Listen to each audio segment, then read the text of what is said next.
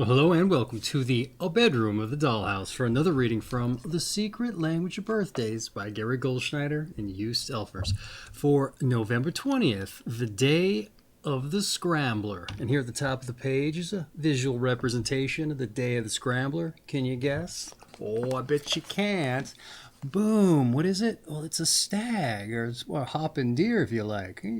He's prancing around, if you like. There, I'd argue, hey, you know what? That might just speak to the title in and of itself. But who's to say? Maybe as we get on with the read, we'll make some kind of connotations why they chose that image to begin with.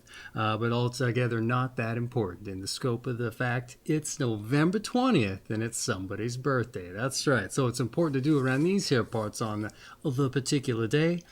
Wish you a happy birthday. That's what's important. I want to wish you a happy birthday. But if this finds you late, I don't know, days, weeks, months, as is sometimes the case, you're probably a busy individual. Well, in that case, I just want to say, I hope you had a happy birthday. That's right. I hope you had a happy birthday. But for everybody else who's joining us randomly, I just want to say hello, welcome, and hope you enjoy yourself. Now, before we dive in with the read direct, something I like to do around these here parts also, and that's roll some dice. That's right. I like to live up to the namesake. This is the DykASSt birthday broadcast, so we got to roll some dice. But I do so a little more importantly for synchronicity's sake. And here I rolled, what do we got? A 6 and a 4 for a 10. Now, what is synchronicity? You're probably wondering. Well, it's just you getting out in the world and letting the universe show you it's with you on your path. And you do so by figuring out a mutually agreed upon waypoint or sign or something the universe can communicate with you through. Because a lot of times we get out there in the world and we're just singular focus on our mission, if you like. We're not really noticing the things going on around us. The signs, if you like. And so when we have a purpose, and that is to see the signs, well, we can help narrow that down, right? So you don't have to go with the numbers I rolled you, the 6 and your 4 for a 10, but it is advisable you get your own set of dice so you can ascribe directional values to number sets and also figure out time limits with which to go in those directions, if this is something you're up for doing. With that said, once you reach the end of your time limits, the direction you decided to go from, the starting point that you decided to go from, well, you stop and you compose yourself and you look for your signs. That's right. Now, maybe the numbers don't show up and be looking all around and there's no cars with license plate numbers. There's no buildings with addresses, nothing like that. Well, you know what? Maybe just look for anomalies. That's right. Go with a little bit of instinct here. Maybe you just so happen to be in a crowd of folks and they're all wearing kind of, I don't know, blasé, jackets and jumpers and the like. But then maybe somebody comes in with a really vibrant colored jacket. You know what? I would say that screams out as being anomalous. So maybe take a moment, roll a dice, get a time value, and see how long to follow them for. Or at least go in the direction that they're going. If creeping on folks is something that you're afraid of. That being said, hey, you know what? Maybe they pick up on you following them. Hey, you know what? If that's the case, just be open. Be transparent. Tell them what you're doing. Hey, this guy on my birthday read, he told me to go out there and roll some dice and see what the universe has in store for me on my path. And they'll be like, what are you talking about? So maybe show them this video. And you know what? A lot of times, if they're not even cool with it, they might just join you. That's right. And so you're out there with a new friend, perhaps. Maybe that's all that this whole encounter was about. That's right. Getting out there, rolling numbers, maybe meeting somebody new. And you never know, maybe he just made you a new friend. Sometimes it might even be even more synchronous than that. They might just share your birthday. That's right. That would be uncanny, wouldn't it? But you know what? Things like that happen when you leave it up to the universe to show you it's with you on your path. Anyway, I think you get the idea. Real bare bones kind of example there for you, but you know what? Maybe it's all you need. That's right. So anyway, let's get on with the birthday read, shall we? Your month is November. Your day is the 20th. Your sign is 27 to 29 degrees Scorpio of the Scorpio Sagittarius Cusp. And your quality and element is fixed water. Well, all right, November 20th, the day of the Scrambler. November 20 people are born fighters and thus tend to find themselves involved in struggles of all kinds. Often controversial, their ideas and personality invariably becomes a focus of discussion as well as scrutiny. And those born on this day may also display a rebellious affect, though they are in fact extremely loyal to their family, company, and social circle. It is generally due to the extreme nature of their views and their forceful manner of expression, or expressing them rather, that they arouse antagonism. Rarely will they tone down their rhetoric either, and indeed they would rather fight than switch. And November 20 people can be bitingly sarcastic, but also extremely funny. They have a knack for probing someone's weaknesses and love to make sport of those who are stuck up or pompous. And sometimes it seems they are never more satisfied than when they are bringing someone down off his or her high horse. November 20 people are, on the whole, highly practical. Particularly women born on this day can make a flaky impression on first meeting. But in fact, this is due more to the trappings of personality than the content of their character. They usually have things well under control, and both men and women born on this day do have an excitable nature. However, they are quite capable of having fits when they are repeatedly frustrated. Mental training is thus vital to their success, and learning to control their emotional and volatile side and finding the cause of their anger and how to deal with it. And those born on this day often display an interest in antisocial activities, illegal practices, and borderline business operations of many types. At some point in their lives, they may be tempted to take part in such activities themselves, but more often than not, they wisely limit their involvement to study and diversion. And perhaps this is because they generally see themselves as upholders of the law in its purest form, it says in parentheticals, and strictly adhere to their own moral standards. And there is a childlike side to November 20 people that keeps them both in looks and spirit, a kind of timeless quality that defies age. In like manner, those born on this day themselves have a way with children, and their family life can be extremely active. November 20 people often make fine role models for younger people, who may look up to them as crusaders of a kind, it says in parentheticals, because they demonstrate a seriousness toward life that is admirable. It is also possible, however, that those born in this day in zealously pursuing their goals may alienate the feelings of loved ones, and thus they must beware of jeopardizing the harmony of their family through an untempered enthusiasm for their work or their ideals. Well, all right. How about that for a birthday breakdown? But hey, I thought we went over quite a bit there, pretty well rounded. But let's get into some notes. I like to provide a little bit of commentary here, if you like. So November 20, the day of the Scrambler. All right. Born fighters and finding yourself in struggles of all kinds. You're controversial both in ideas and personality.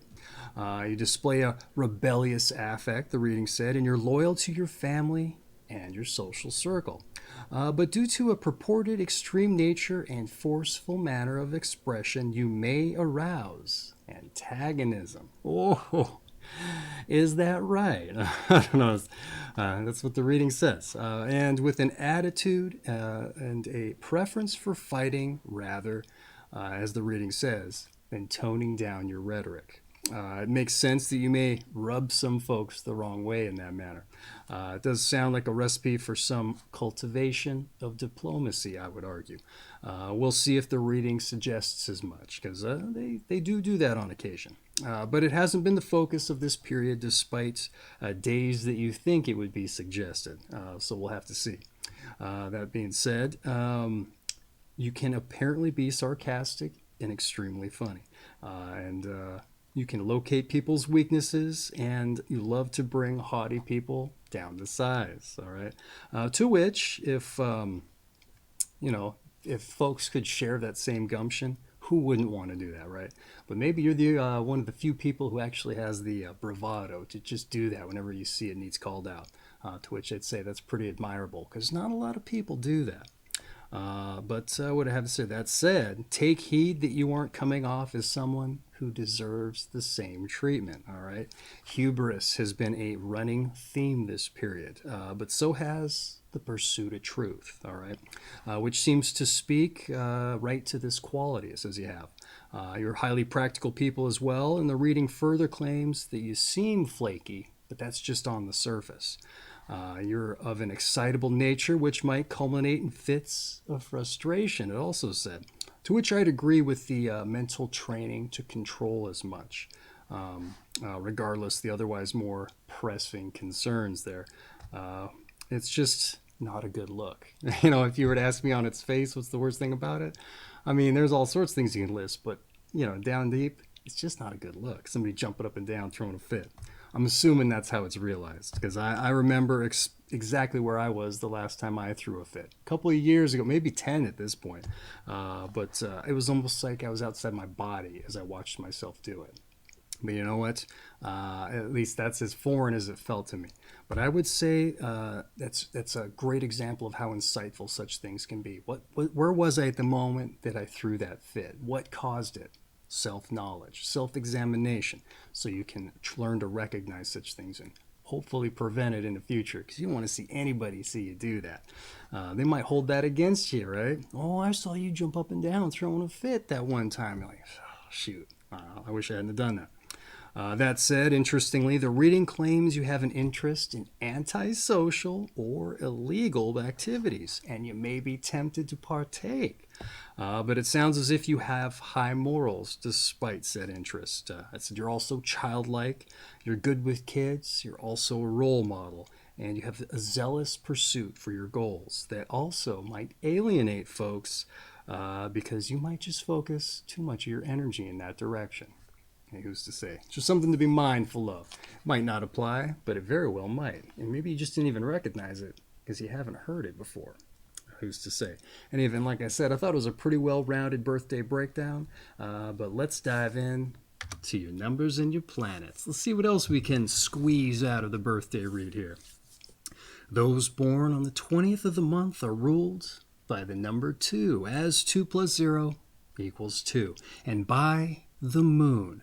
Those ruled by the number 2 tend to be gentle and imaginative and easily hurt by criticism or inattention of others.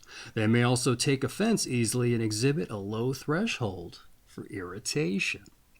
What do we got here? They also, yeah, I already said that. Born on the Scorpio Sagittarius cusp, there's a theme of revolution. And November 20 people are prone to emotional instability and anger, particularly when others don't understand or appreciate them, further emphasized by the influence of the moon, of Pluto, and of Mars, which are the co-rulers of Scorpio, and as well as Jupiter, which is the ruler of Sagittarius. All right. That's been your numbers and your planets. Pretty complicated period here because of the Scorpio rulership with the Pluto-Mars co-rulership. And then you're on a cusp too. That just throws a whole nother planet into the mix. So let's see what I had to say about your numbers and your planets. Let's get into it here. The number 2 and the moon. All right. For qualities of being gentle and imaginative. And easily hurt by criticism with a low threshold for irritation. I just want to reiterate that, and for good reason. All of these are new qualities that they're said to be belonging to the moon. Normally, they just they drill down on the fact that those folks make better coworkers and partners rather than leaders. And I didn't really pick up on that from the breakdown, and maybe it doesn't apply. Maybe the moon gets overshadowed to some extent. And maybe that's the reason for those things, at least the leadership and partner aspect of it, is that the moon has it's said to have a passive and reflective quality. And maybe that still holds true, but like I said, I didn't pick up on it. More likely, this confluence of multiple planets and rulerships is so complicated. Mars with its god of war, argumentative and angry energy. Jupiter with its expansive fighting to be first on top in your social sphere and such. And Pluto with its shadowy dark elements. Well, they might just come out on top over the moon's influence there. So there's definitely a case to be made. Let's see, for why they mentioned, and you may get irritated easily too. I would say there's just too much going on with the what do you call it, the magnetic pulls and all, the gravitational pulls and all that. I don't know. I'm not an expert on any of this stuff. If there even is such thing as an expert on astrology. But that said, it's compelling to consider that that might be what's causing everything. But hey, you know what? Maybe you didn't know that stuff, so it might give you other things to go research about yourself. Who's to say? The co-rulership and rulership of the Moon, Mars, Pluto, as well as Jupiter. That's a lot of stuff on your plate there, I would say. Pretty complicated. It's surprising that the numbers and planets entry was so sparse in that regard. But who's to say? It might have taken up a whole page if they decided to really get into the weeds with it.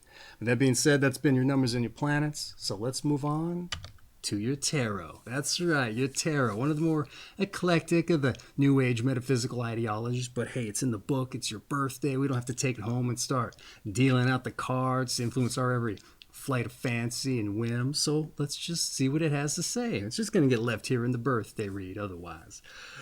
The 20th card of the Major Arcana shows the Judgment or Awakening, in which people are urged to leave material considerations behind and seek higher spirituality.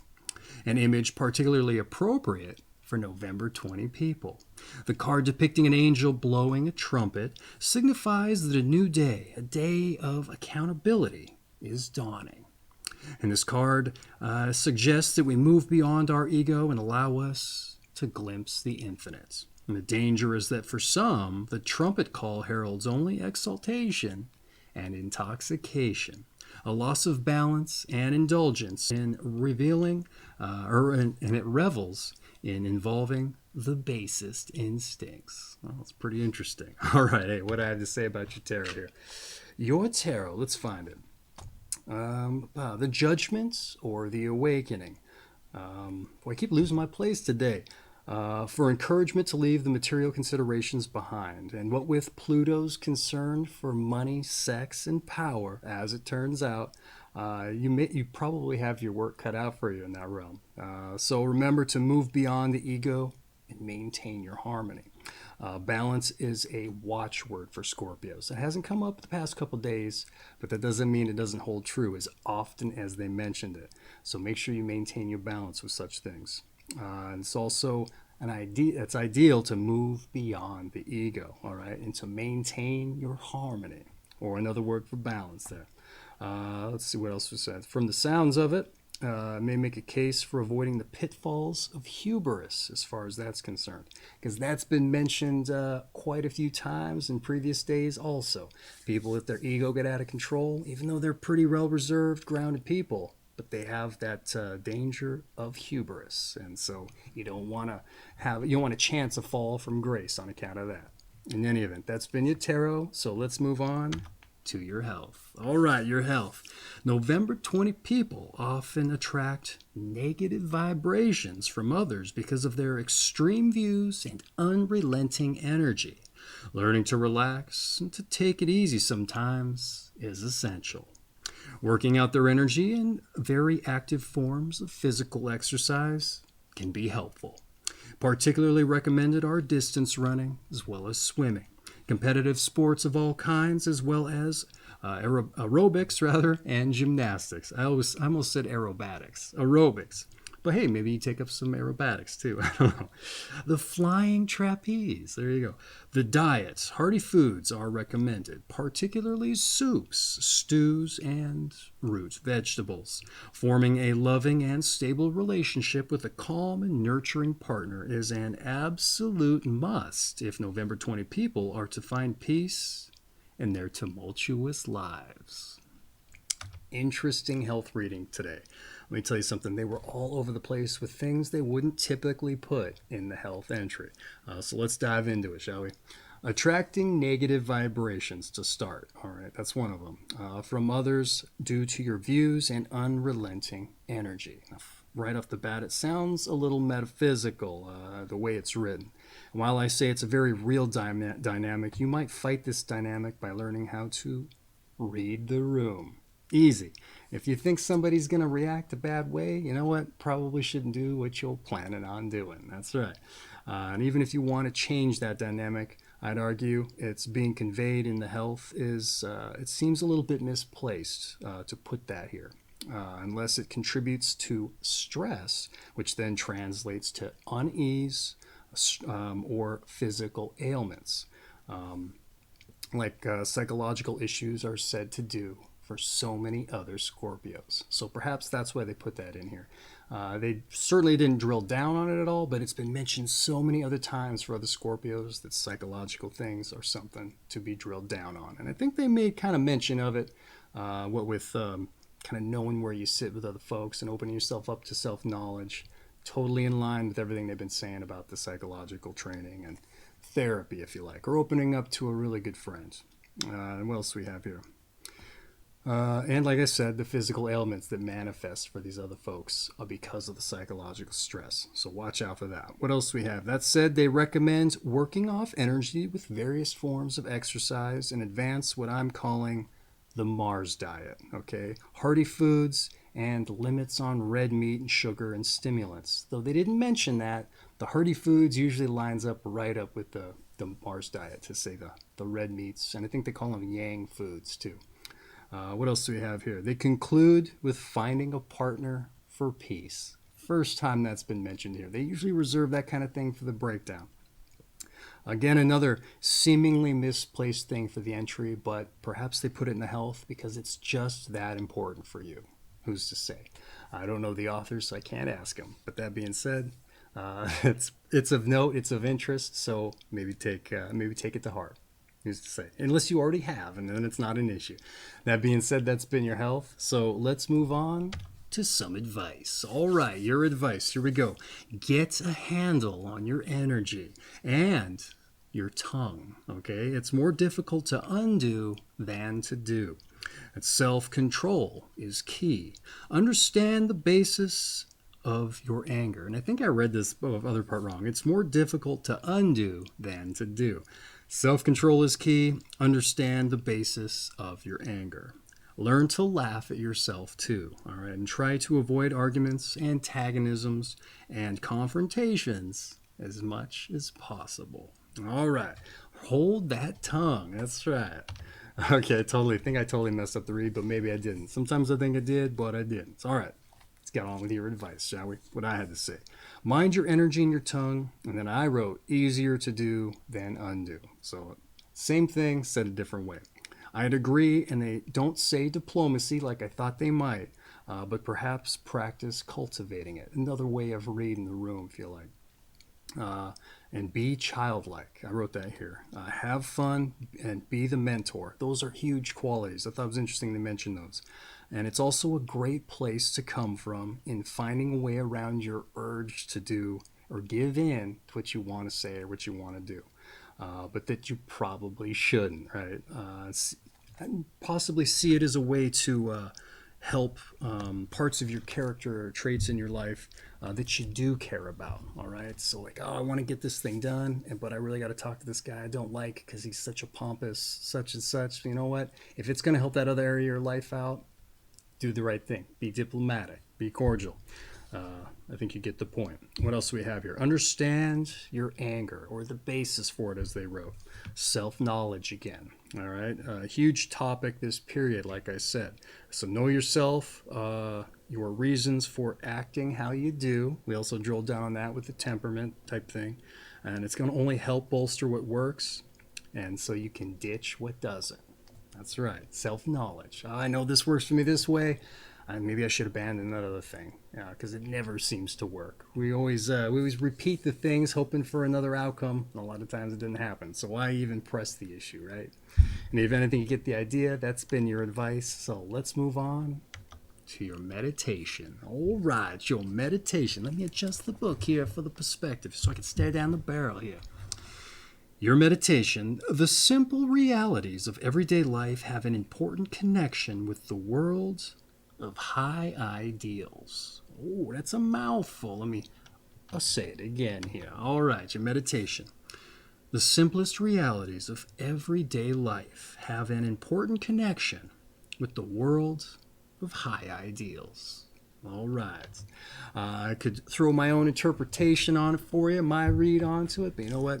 It's your meditation, your birthday. I'm going to leave that just for you. One more time, since it's such a mouthful.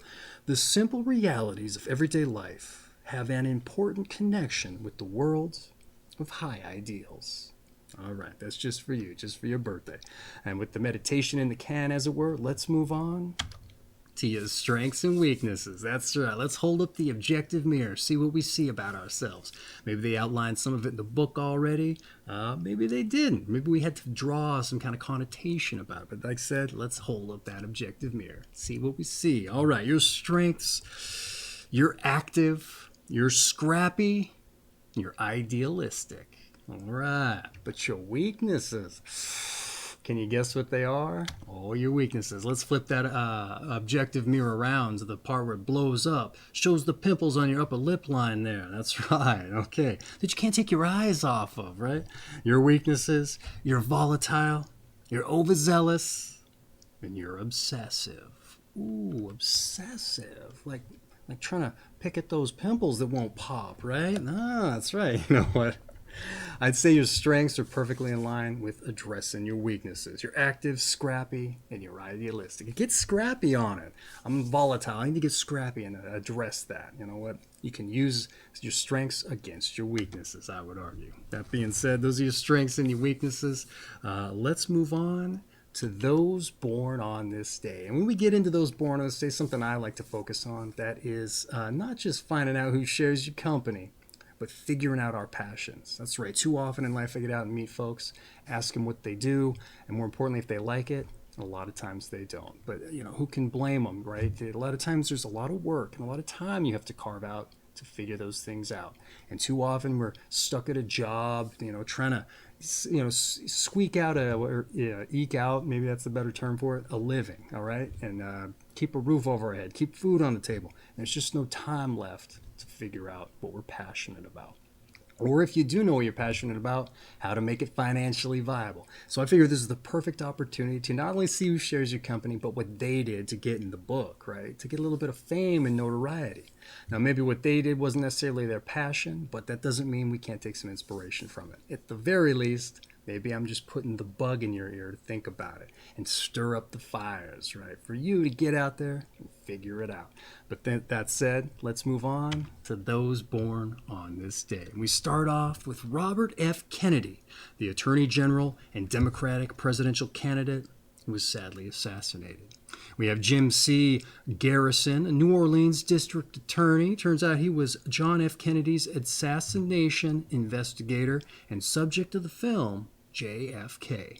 We have Meredith Monk, a New York multimedia performance artist, a singer, and a composer. We also have Nadine Gordimer, a South African writer and a Nobel Prize winner. We also have Kon Ichikawa, Japanese film director of The Burmese Harp and the Makioka Sisters. That's right, use a little bit of that hooked on phonics for that one. The Makioka Sisters. Henry Georges Clauzot, Clauzot perhaps, French names get me, French film director of Diabolique. And we also have Selma Lagerlof, a Nobel Prize-winning Swedish writer of The Wonderful Adventures of Nils. All right. We also have Sir Samuel Cunard, who was a, or might still be, who's to say, Canadian-British cruise shipping line founder. We also have this one's going to get me, Pilistskaya, Russian ballet dancer.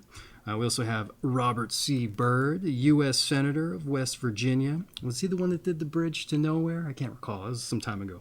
We also have Joseph R. Biden Jr. Who would that be? A U.S. Senator from Delaware when the book was written, but now the present president here in 2023. We also have Alistair Cook, the British journalist and TV host of A Masterpiece Theater. And we also have Don Diello, the novelist of Underworld in the book Libra. We also have Charles Bettelheim, French economist of China Since Mao. Probably a book, I'm imagining. We also have Duane Allman, the rock guitarist, and sadly killed in a motorcycle accident. Well before his time, I would argue. We have Bo Derek, the film actress. Dick Smothers, the comedian of the Smothers Brothers fame. We have Kay Ballard, the comedian, singer, TV actress. Herbert Denenberg, journalist and early TV consumer advocate. And Barbara Hendricks, an opera soprano. And that has been those born on this day. We had a lot of artists in there, but we also had some leaders, right? A ton of leaders, if you like.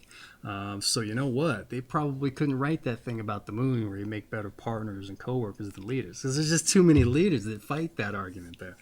In any event, that's been those born on this day. Hopefully you took some inspiration. I know you might not have. It's a big ass, tall order, but like I said, at the very least, maybe I put the bug in your ear for you. I hope so. If anything I can wish for you for your birthday, it's that you figure out your passions so that you can be doing backflips out of bed to get into work. You got to make life tolerable, right? Might as well do it doing something we enjoy. In any event, that essentially rounds out your birthday read, except to say your season is fall, your sign once again is Scorpio, of the Scorpio Sagittarius cusp period, and your quality and elements is fixed water. And what does that mean exactly? Well, that's another video altogether. I'll leave it at the end, on the end with the end cards for you if you want to check it out further. But that being said, this has been November 20th, the day of the Scrambler. I don't know that we really made any kind of connotation as to why they chose the deer, but here nor there. That's not what's important. And this has been The Secret Language of Birthdays by Gary Goldschneider, you selfers. I have an affiliate link for this book down in the description. Save the hassle of typing it in the browser there if you're interested in picking up your own copy. It makes a great coffee table book and or a book to grace your bookshelf. You break it out for parties, get the conversation started, get the ice broken in a figurative or a literal sense, considering its girth. But you know what? It's going to be a great conversation starter. To be sure, let me tell you, for better or for worse. But in any event, like I said, what's most important here is wishing you a happy birthday. So once more, I just want to say happy birthday, all right? And for everyone else that joined us randomly or to celebrate the birthday today, well, I just want to say I hope you enjoyed yourself and you join us for your birthday read. But lest I forget, that's right, your daily numbers, your 6 and your 4 for a 10. Get out there and let the universe show you it's with you on your path. Go meet some folks, perhaps, or just see what you see. Maybe the universe lines up a theme for you. You just keep seeing deer all over the place, maybe. Maybe that's what the title image is for there. Just to set up a theme for you. In any event, like I said, get out there, let the universe show you it's with you on your path. And once more, happy birthday. That's right, happy birthday. Take care of yourselves.